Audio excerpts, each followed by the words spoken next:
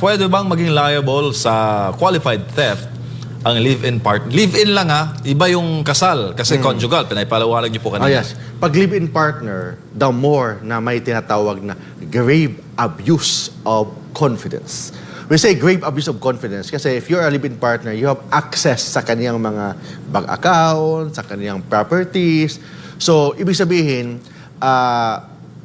because live-in partner ka, may tiwala ang biktima sa'yo. So, dahil doon, ginamit mo yung tiwala na yan para may access ka sa mga properties niya, may access ka sa bank account niya. So, that is grave abuse of confidence. So, that is qualified theft.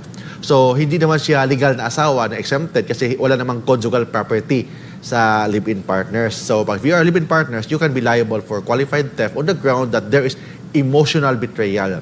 Emotional betrayal, pag-aabuso sa pagtitiwala, and ginamit mo yung tiwala na yan para ma-access mo yung mga bagay-bagay na ninakaw mo na walang consent, that is considered qualified theft. Thank you, Mark. May tanong?